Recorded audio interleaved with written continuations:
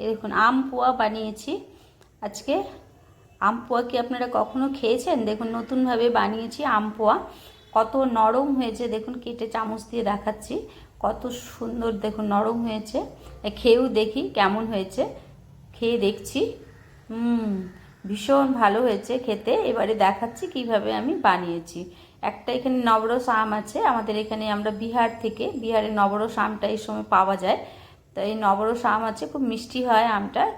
কেটে নিচ্ছি, কেটে এভাবে করে ওর পাল্পটাকে বের করে নিচ্ছি চামচ দিয়েও বের করা যায়, চাকু দিয়েও বের করা যায়। যেহেতু আমি আজকে এইভাবেই বের করছি।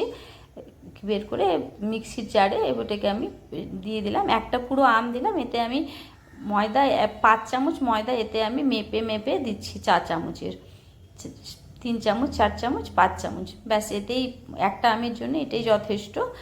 আর যদি কিন্তু পরে যদি আবার একটু গোলাটা পাতলা হয়ে যায় তাহলে কিন্তু আবার একটুখানি মিশাতে হবে ময়দা।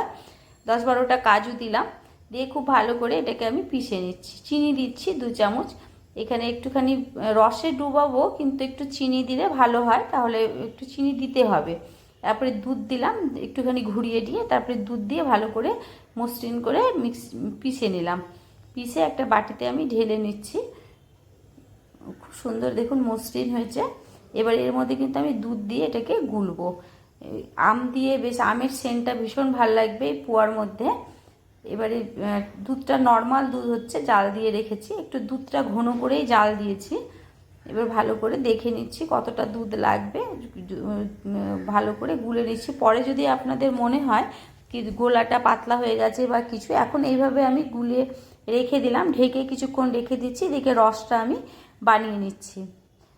এখানে 6-7টার মতনই পোয়া হবে, সেই বুঝে আমি রস দিচ্ছি। এইভাবে করে 1 বাটি করে 2 বাটি জল দিলাম, 1 বাটির থেকেও একটু কম 2 বাটি জল দিলাম। আর ঠিক ওই হিসেবে 1 বাটি আমি চিনি দিলাম। যতটা জল ঠিক তার আধাটা চিনি দিয়ে খুব ভালো করে একটু ঘন রস বানিয়ে নেব।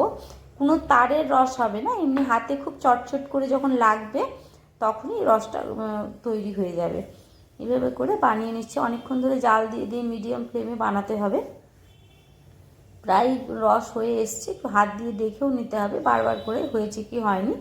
এবারে আমি আরেকবার রসটাকে আমি ভালো করে দেখে নিচ্ছি হয়েছে কি হয়নি।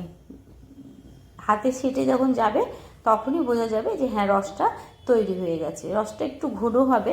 এবারে আমি রিফাইন তেল গরম করে নিয়েছি। এবার পোয়াটাকে ভেজে নিচ্ছি। একবার দিয়ে দেখতে হবে, যদি পোয়াটা ছেড়ে যায় তাহলে কিন্তু আরেকটু ওর মধ্যে ময়দা মিলিয়ে নিতে হবে। আমার একটু কিন্তু ছেড়ে যাচ্ছিলো, সেই জন্য আমি একটু ময়দা এতে মিলিয়ে নিয়েছি। এইভাবে ফুলকো ফুলকো পোয়া বানিয়ে নিচ্ছি আম দিয়ে। এবারে রসের মধ্যে এইভাবে করে আমি ডুবিয়ে দিচ্ছি। এইভাবে সম্পূর্ণ ভেজে রসের মধ্যে ডুবিয়ে নেবো। আরও দুটো আমি ভেজে দেখাচ্ছি আপনাদেরকে। দেখুন কত সুন্দর পোয়াগুলো ফুলছে, খুবই খেতে টেস্টি হয়। একবার এইভাবে আম পোয়া অবশ্যই বানাবেন। আমার ভিডিওটি যদি আপনাদের ভালো লাগে তাহলে আমার চ্যানেলটিকে অবশ্যই সাবস্ক্রাইব করুন, বেল আইকনটি প্রেস করার অনুরোধ রইল, তাহলে যে ভিডিও আপলোড করব আপনাদের কাছে চলে যাবে। ফেসবুক পেজ থেকে যদি দেখেন তাহলে ফেসবুক পেজটি অবশ্যই ফলো করে নেবেন। এইভাবে করে এক এক করে ভেজে আমি সম্পূর্ণ পোয়া রসে ডুবিয়ে দেবো আর 1 ঘন্টা রেখে তারপরে এটাকে পরিবেশন করব। যদি ভিডিওটি ভালো লাগে তাহলে লাইক করে দেবেন, কমেন্ট করে দেবেন, বন্ধুদের কাছে শেয়ার করে দেবেন। আর নিত্য নতুন ভিডিও পেতে হলে আমার চ্যানেলটিকে অবশ্যই সাবস্ক্রাইব করুন আর বেল আইকনটি অবশ্যই প্রেস করুন, তাহলে যখনই কোনো ভিডিও আপলোড করব আপনাদের কাছে চলে যাবে। আপনারা আমার সঙ্গে থাকুন। দেখুন তৈরি হয়ে গেল। এইভাবে করে আমি সবকটা পোয়া ভেজে নিয়ে রসে চুবিয়ে দিচ্ছি। ব্যাস দারুণ সুন্দর এই আমের সিজনে আম পোয়া বানান আর সকলকে দিন আর নিজেরাও খান।